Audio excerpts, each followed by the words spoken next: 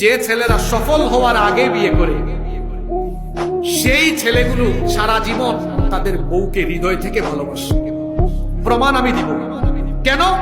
কারণ প্রত্যেকটা পুরুষের সফলতার পেছনে একজন নারীর অবদান।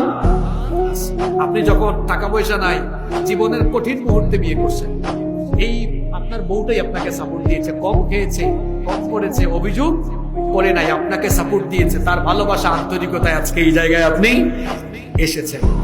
এজন্য বলেছি, প্রতিষ্ঠিত হওয়ার আগে যারা বিয়ে করে এরা বউকে মূল্যায়ন করে।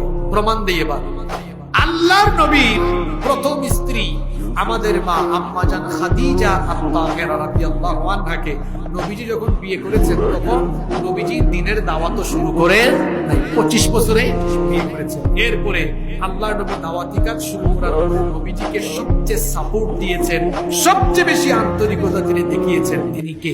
আম্মা জান খাদিজা আত-তাহেরা রাদিয়াল্লাহু আনহা। এই দুনিয়ার একজন মানুষকে আল্লাহ নিজে সালাম পাঠাইছেন।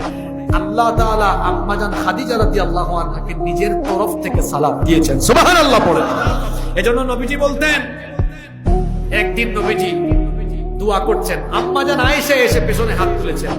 যখন নবীজি খাদিজা রাদিয়াল্লাহু আনহার ব্যাপারে দোয়া করেছেন, আম্মা জান আয়েশা রাদিয়াল্লাহু আনহা হাত নামাই দিয়েছেন, রাগ করে ফেলছেন।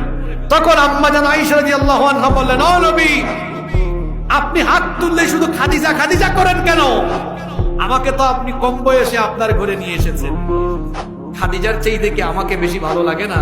নবীজি বললেন, আয়েশা চুপ হয়ে যাও, তোমরা সবাই আমার সুখের দিনের সাথী, আর আমার খাদিজা আমার দুঃখের দিনের সাথী। সুবহানাল্লাহ। এজন্য একজন পুরুষ প্রতিষ্ঠিত হওয়ার আগে বিয়ে করলে দুঃখের সময় বউটা পাশে ছিল, এই বউকে সারা জীবন মনে রাখবে। খালি ফুলুস আর টাকা পয়সা দেখে বিয়ে দিয়েন না।